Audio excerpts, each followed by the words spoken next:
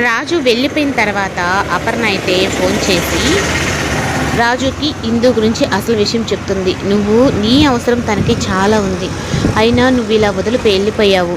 తన పరిస్థితి ఏంటో కాస్తైనా ఆలోచించావా? అయినా మీ అమ్మ మీ నాన్ని నువ్వు ఒప్పించుకొని తనతో కలిసి ఉండాలి. ఇప్పుడు ఆ రేఖ ఏ విషయంలో తనని మళ్ళీ చేస్తుందో నాకు అర్థం కావట్లేదు అని అనగానే ఇంకా రాజుకైతే ఒక్క నిమిషం మళ్ళీ ఇందు మీదకైతే మనసు మళ్ళీపోతుంది.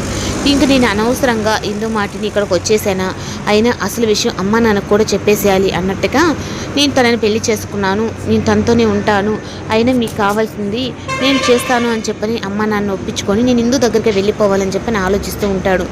ఈ లోపల ఇంకా వెంకట్ అయితే అన్నయ్య నువ్వు అనవసరంగా ఇంటికి వచ్చేసావు, వదిన చాలా మంచిది, అమ్మా నాన్నని ఒప్పించుకొని నువ్వు వదిన దగ్గరికి వెళ్ళిపో, ఎందుకంటే నీకు అక్కడ ఉంటేనే ఒక వాల్యూ కూడా ఉంటుంది, ఎందుకంటే పలానా దుగ్గిరాల కుటుంబం వారసుడు అన్నట్టుగా నీకు ఉంటుంది అన్నయ్య అని చెప్పి అనేటప్పటికీ ఈ లోపల లక్కీ అయితే తను తీసుకొచ్చి రే బావా మనం చాలా రోజులైంది కదా మన ఇద్దరం ఎంజాయ్ చేసి రారా అన్నట్టుగా తను మాట్లాడుతూ ఉంటాడు. ఈ లోపలైతే ఇంకా ఇందుకి అయితే అపర్ణ కూడా చెప్తుంది, నువ్వు చాలా పెద్ద తప్పు చేసావు ఇందు, నువ్వు మీ అత్త మీ మావని ఒప్పించుకొని వాళ్ళని కూడా తీసుకొచ్చి ఇక్కడ పెట్టుకునేటట్టు చేయాలి, కానీ తనని పంపించేస్తే నీ లైఫ్కి ఒక వాల్యూ ఉంటుందా అన్నట్టుగా చెప్పేటప్పటికి ఒక్క నిమిషం ఇందు కూడా ఆలోచనలు అయితే పడుతుంది. నేను తప్పు చేశానా రాజును పంపించేసి, అయినా ఇప్పుడు రాజు నా ఒక్కదాని గురించి ఆలోచిస్తే వేల కుటుంబాలు రోడ్డున పడతాయి, వాటన్నిటికీ నాకు సపోర్ట్గా ఉండాలి అంటే అది రాజు వల్లనే సాధ్యమవుతుంది అన్నట్టుగా.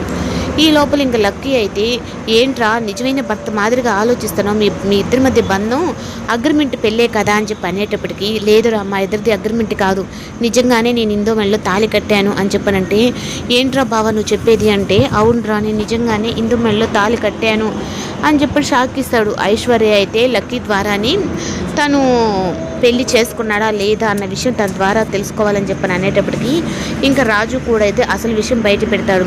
కానీ అందరికీ ఇది అగ్రిమెంట్ పెళ్ళిలా కావచ్చు, కానీ నాకు ఇందుకు మాత్రం నిజమైన పెళ్ళే జరిగింది అని షాక్ ఇస్తాడు.